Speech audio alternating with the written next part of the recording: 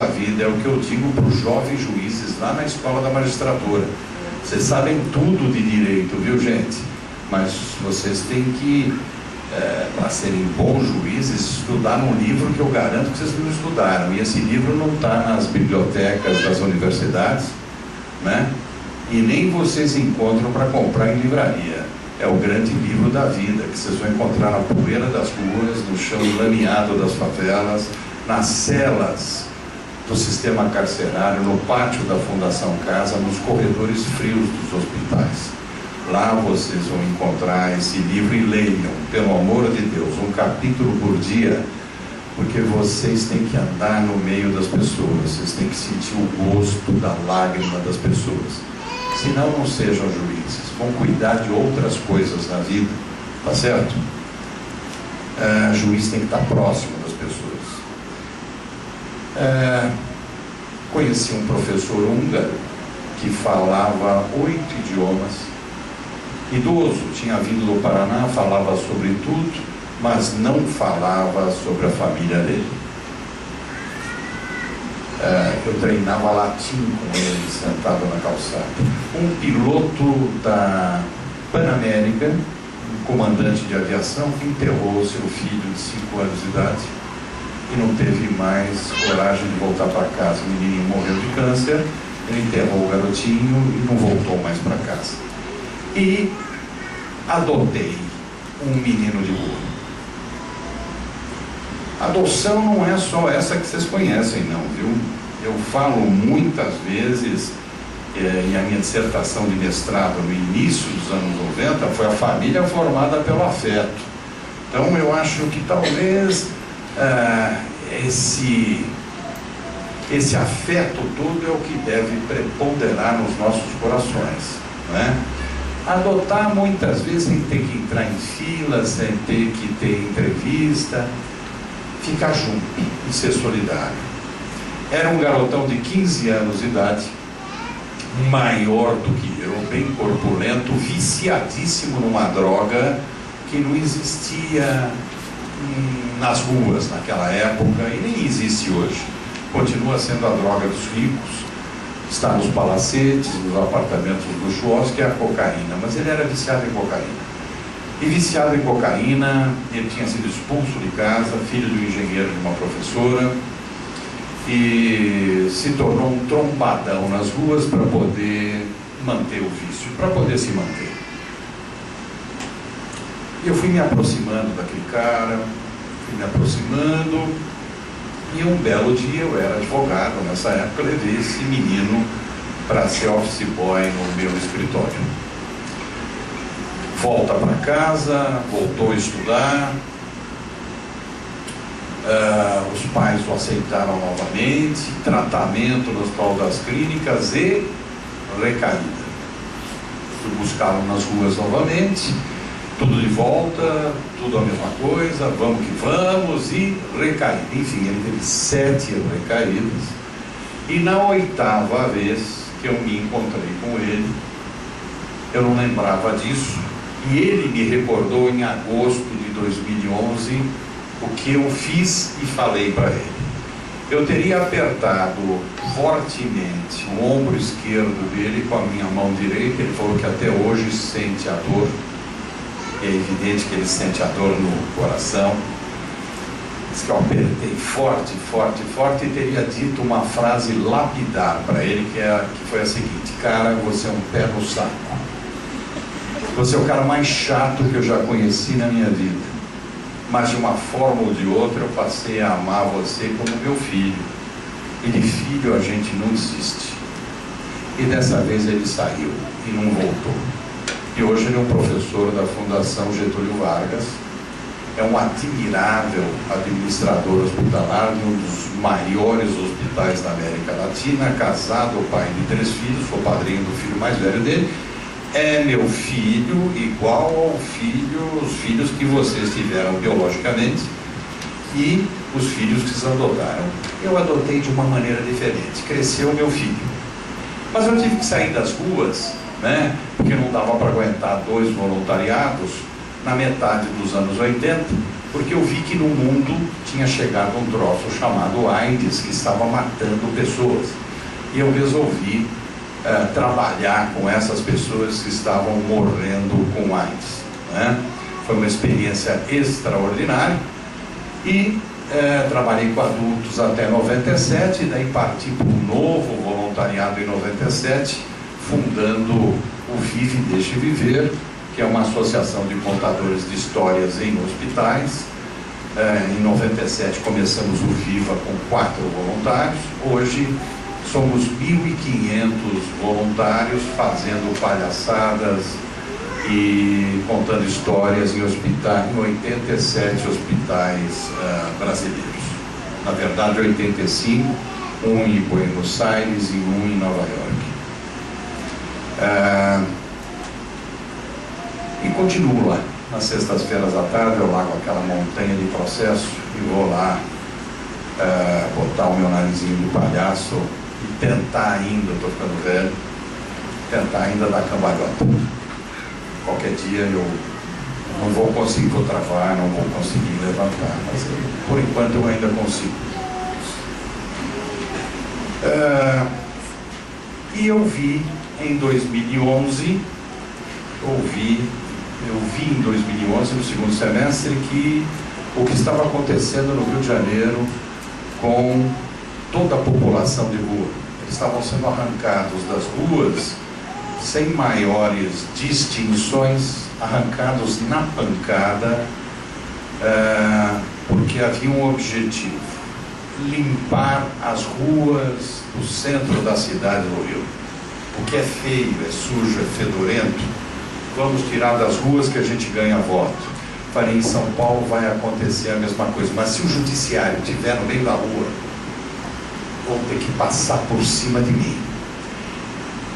Falei com o presidente de plantão lá no tribunal, ele falou, pô, que troço esquisito, você quer levar juiz para o meio da rua? Eu quero.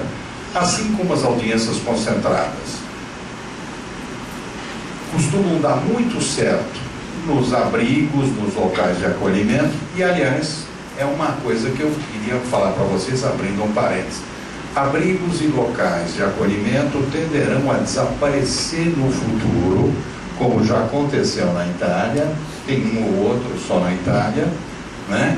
Por quê? Porque as famílias acolhedoras estão chegando. Só acho que essas famílias acolhedoras têm que ser super, super, super bem treinadas, treinadas no coração e treinadas na cabeça, para que na hora de se despedirem das crianças a coisa não encrespe, né? Porque as crianças não são delas. E é difícil, né, você permanecer 1, 2 anos com uma criança e de repente ter que entregar essa criança para um casal que vai ter uma guarda provisória e depois uma adoção. Mas eu fui para o Rio de Janeiro, eu vi efetivamente o que tinha acontecido lá. O lixo humano tinha sido varrido para debaixo do tapete da grande cidade. E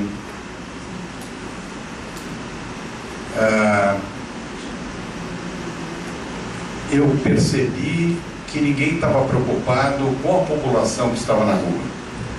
E eu comecei a ir atrás para ver onde eles estavam. Estavam em verdadeiros campos de concentração, em fazendas no Grande Rio, com arame farpado cercando. De vez em quando passava um psiquiatra e distribuía uns comprimidinhos para eles e tal. Eu falei, bom, isso é uma loucura completa. E comecei a estudar o que é internação compulsória, involuntária. Fui estudando porque a gente queria trabalhar nas ruas, né? Trabalhar nas ruas, já que as audiências concentradas nos locais de acolhimento tinham dado certo. Eu falei, vou fazer audiência concentrada em plena rua, levando promotor, defensor, levando técnicos, né? Botar um laptop no colo e sentar em caixote de bacalhau, tirar a gravata e vou ouvir crianças e adolescentes em plena rua. Uma ideia quixotesca, né? Mas que de repente podia significar o começo de um novo judiciário, né? E quando eu estava pronto para começar isso, houve aquela invasão da Polícia Militar no dia 3 de janeiro de 2012 e espatifou, limpamos a Cracolândia. Pô, que bacana! Eu também gosto de ver uma cidade bonita, iluminada, bacana, que coisa linda.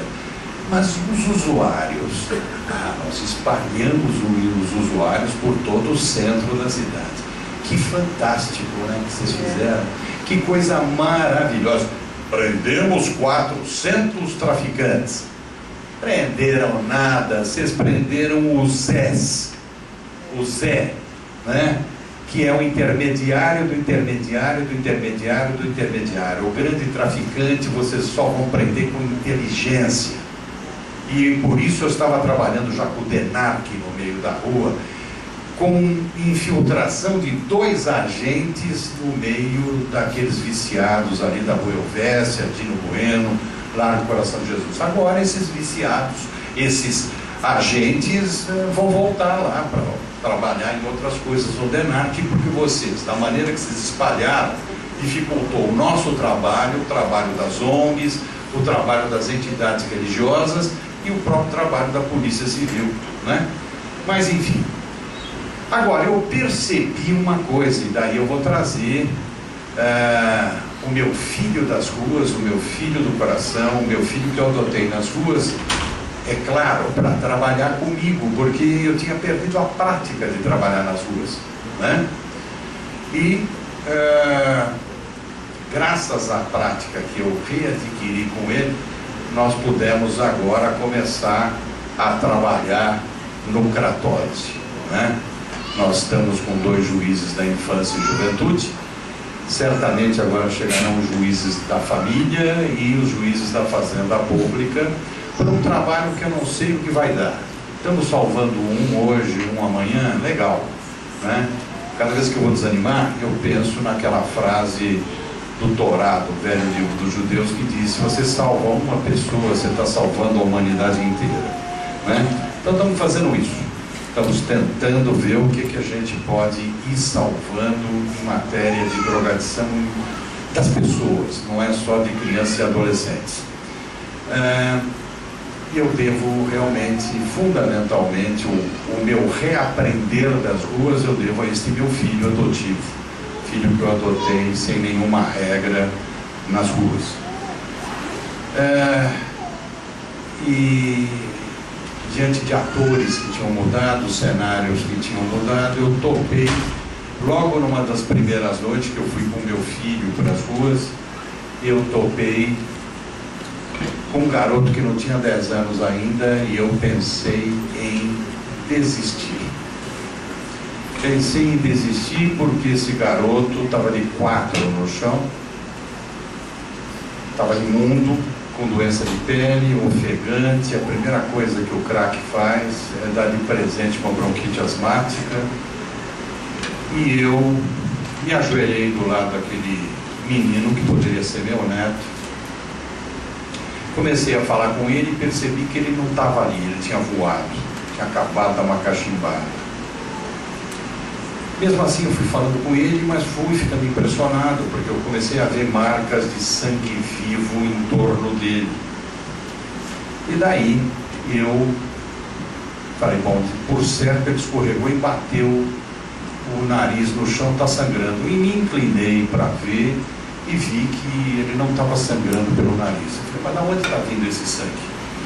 Logo eu percebi que o sangue vinha dos 10 dedinhos dele. Porque diante da minha impotência como poder público, da minha impotência como sociedade civil, aquele menino estava cavando no chão duro da calçada, com as mãozinhas, um buraco imaginário, não é? Já tinha perdido unha, já tinha perdido pele, estava cavando o chão duro da calçada, certamente para fazer um buraco pelo qual, já que eu fui incapaz de retirá-lo daquela situação, não é? Ele pretendia fugir. E eu pensei em desistir, mas acabei falando para ele, né? Meu filho, eu não vou desistir de você. E nesse momento me emociono muito, porque o meu filho das ruas, meu filho do coração, o filho que eu adotei caminhando a poeira das ruas, coloca a mão no meu ombro e fala: Malheiros, já ouvi isso uma vez e deu certo, né?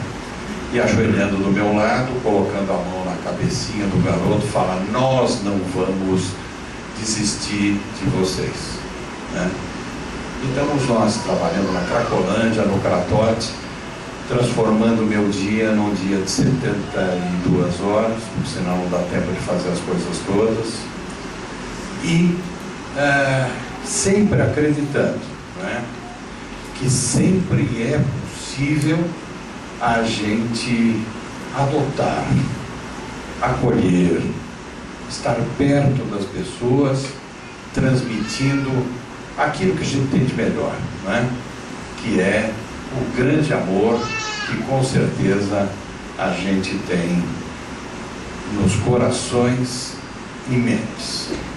Muito obrigado.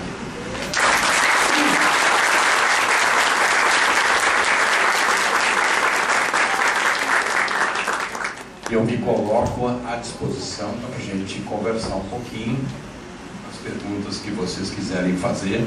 Boas horas. Oi. A gente agradece muito mesmo a vinda do senhor no nosso grupo novamente, porque sempre é um prazer e uma lição de vida, tudo isso que o senhor conta enquanto história, né? Quando o senhor fala, eu não vou desistir de você, é o que a gente sempre coloca no grupo, não é mesmo, pessoal? Da gente adotar, a adoção é para a vida toda, não para ficar 5 minutos e devolver a criança, como a gente sempre diz.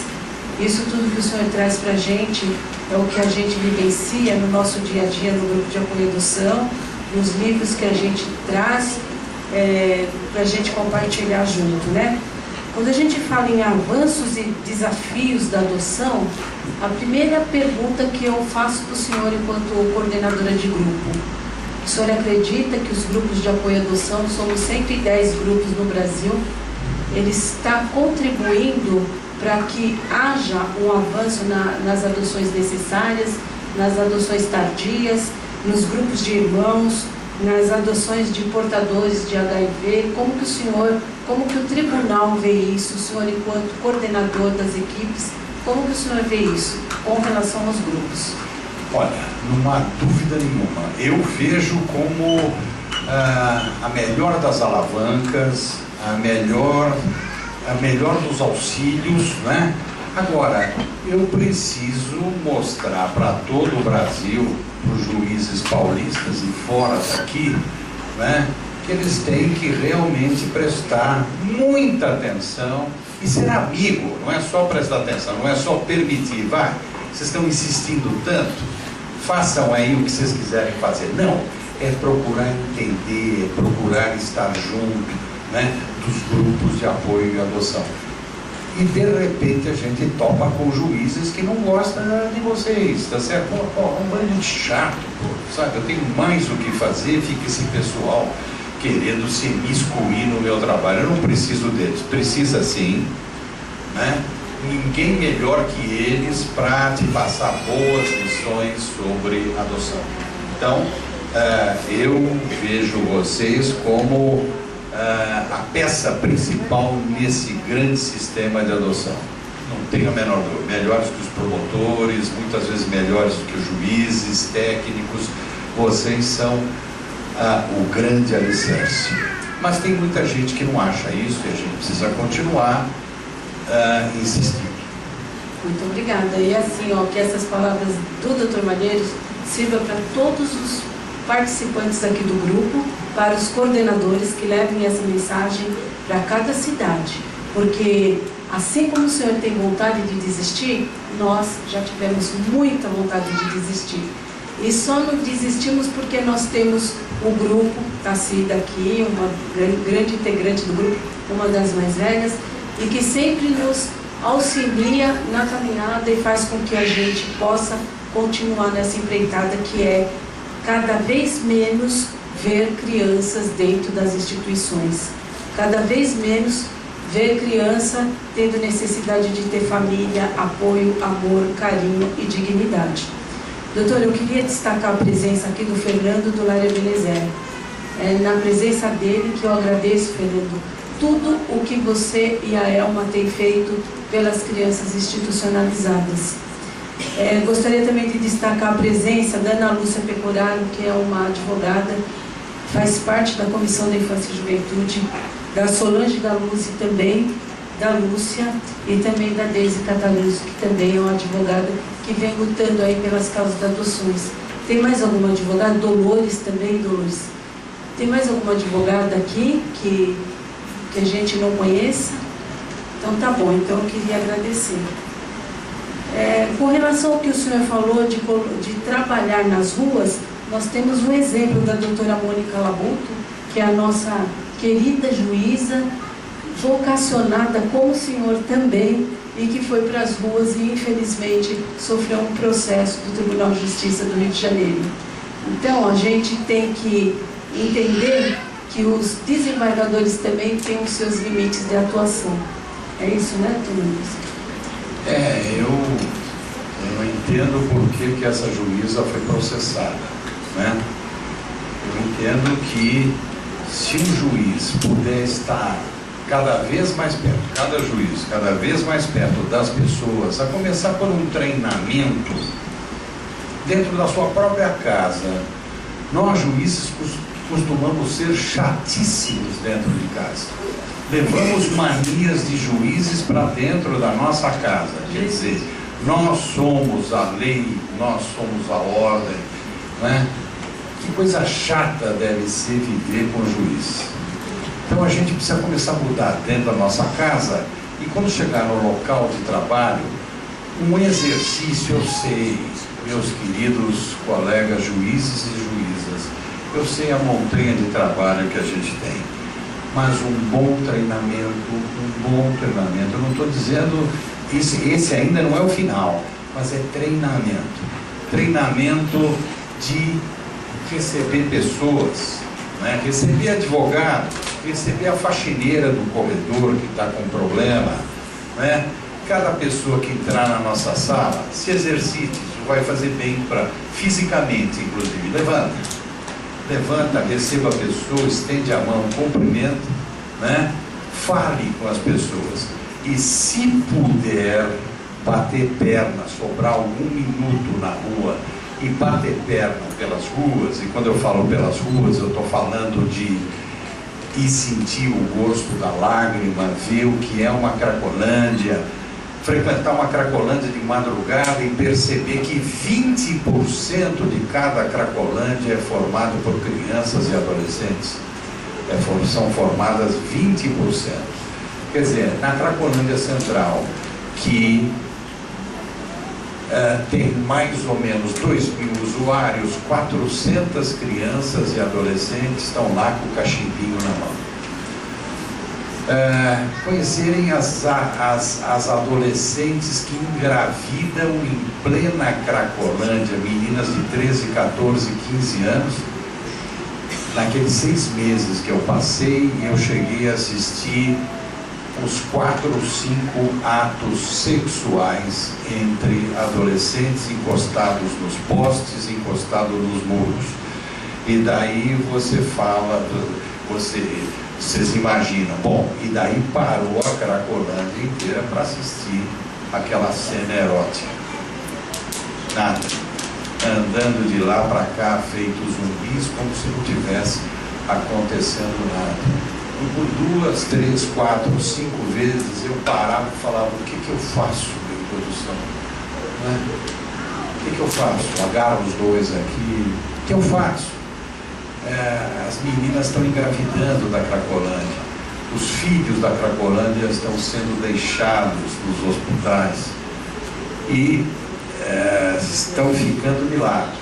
O número desses bebês está crescendo e as pessoas não estão querendo adotar essa meninada, porque sabe perfeitamente bem, e não é difícil da gente entender, que na hora que está formando o cérebrozinho, né, que é um troço complicado, imagina só naquela engenharia divina de estar formando um corpinho, um cérebro, entrar uma carga de crack lá no meio daquele cérebrozinho, daquele miolinho, o que faz, né? De estrago. Então, muita criança vem com retardo, muita criança vem com 1000 problemas mentais, os tais filhos da Cracolândia. E mais, por incrível que possa parecer, é incrível, mas outro dia um médico garantiu isso para mim, já nascem viciadas, já nascem com a fissura. Por que uma criança, filha do crack, filha de uma mãe viciada, chora tanto? Porque faz falta alguma coisa para ele, né? Chora o tempo todo. Porque ele tem um retardamento. Não, ele precisa de alguma coisa que evidentemente ele não sabe o que é. Já nasce viciada. Que coisa do demônio, né? Que coisa tenebrosa. E eu acho que os juízes todos têm que caminhar e têm que saber, né? Tem que saber. Agora, o duro é isso, quando um desembargador resolve fazer isso, né? Eu sei que tem muita gente com inveja, que fala, pô, aí ele é um aparecido, ele quer aparecer e tal. Mas muita gente se anima. O vice-presidente do tribunal, outro dia, quando nós terminamos uma sessão lá no órgão especial, vai falar comigo, para você me emociona no dia a dia. Você conta com o meu gabinete, com a estrutura do meu gabinete, tudo que você precisar para ajudar você nesse trabalho que você faz nas ruas. Agora, quando é um desembargador, tudo bem. Agora, quando é uma juíza que sai para as ruas para trabalhar, tem um processo. Por quê? O que aconteceu? O que ela fez de errado em querer conhecer o povo mais de perto? Bom, doutor, como a gente sempre diz, né, no nosso grupo, e muito que se já ouviu, o senhor é um juiz vocacionado, realmente vocacionado. E trouxe para a gente aqui em Santo André uma juíza também, que vem trabalhando nesse sentido de ter em rede, de fazer em rede um movimento para que a gente não deixe essas crianças institucionalizadas. Então, Maneiros, vamos passar as perguntas, porque o senhor tem também algum outro programa hoje à noite, e a gente tem que passar as perguntas. Pessoal, só queria dizer, nós não vamos censurar a pergunta de ninguém. Porém, se tiver alguma pergunta aqui pontual do problema que vocês vêm vivenciando, nós não podemos estar fazendo essa pergunta em público.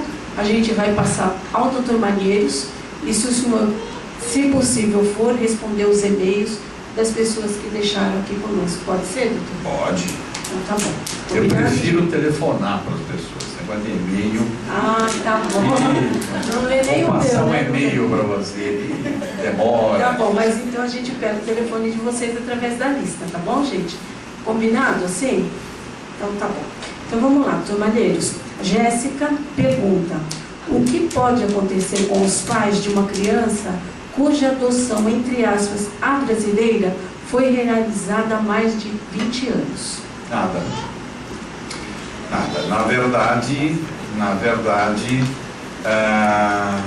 passou o tempo, já houve prescrição. É um ato criminoso? É, mas é um crime que não vai levar ninguém a condenações, né? Se o juiz pega alguém que fez uma adoção brasileira, vai anular essa adoção, mas não vai ter uma condenação criminal. Agora, a qualquer tempo, diante da descoberta de uma adoção à brasileira, de alguém que prestou falsamente declarações num cartório, pode ter uma negatória de paternidade de quem fez isso ou do filho que foi adotado à brasileira. Eu quero anular, não é? Pode ter uma anulação que parta do Ministério Público? Pode, mas depois de 20 anos as coisas estão tão consolidadas que eu acredito que não aconteça mais absolutamente nada. Doutor Malheiros, aqui a pessoa não colocou o nome, mas vamos lá. Qual a sua opinião sobre a possibilidade do arrependimento dos pais de entregar seu filho para adoção até a sentença judicial? Caso isso ocorra, como a situação deverá ser avaliada, visto a convivência entre